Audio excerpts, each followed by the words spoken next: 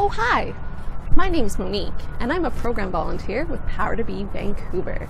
Welcome to my yard! Today, we're going to talk about ways that we can connect to nature from our homes. So I'm going to go over something for each of the 5 senses. Hopefully, you'll be able to play along with at least one.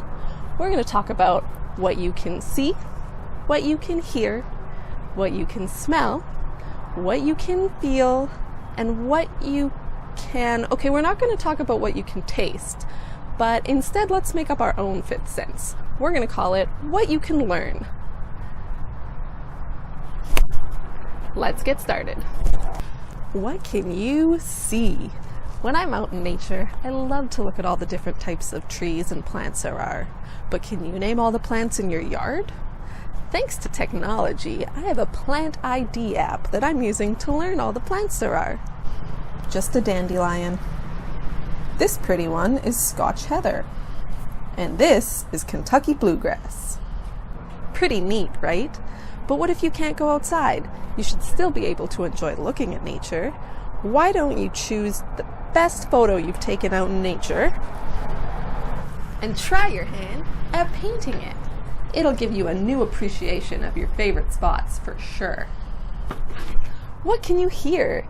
You'd be surprised at all the nature sounds you can hear at home. That's a dog. Ooh, that was a neat bird sound. I'll have to figure out what kind of bird that was. And that's a sky train. It was a chickadee. Moving on to smell. Let's start with the basic one. Take a deep breath in and out. Ah, that's the smell of fresh air. And you know what they say, always make time to stop and smell the roses. Or in our case, the dandelions.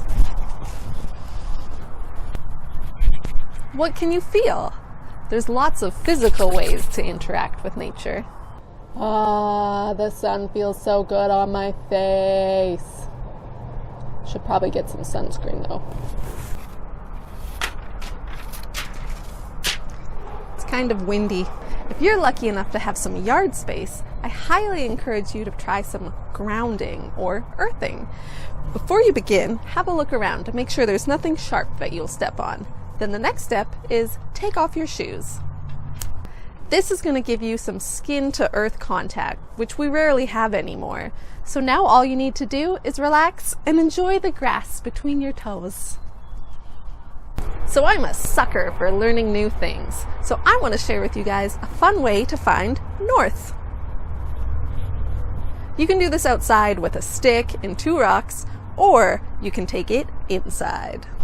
You'll need to have a flat space where light comes in from the window. I'm using a highlighter and 2 dimes. First, place the highlighter so that you can fully see its shadow. Then mark the end of the shadow with one of your dimes. This represents west. And then wait. The sun moves east to west, so that means our shadows will move west to east. Uh-oh, make sure you have your blinds open far enough. After a half hour, use your second dime to mark the end of where the shadow is now, representing east. This imaginary line between the 2 dimes is west to east. Take your left foot and put it to the west side, and your right foot and put it to the east side. Voila! You will now be facing north. So that's it. I hope you enjoyed all my tips for how to stay connected to nature from your home. I can't wait to be back on a program with everyone, but until then, stay connected and stay fun.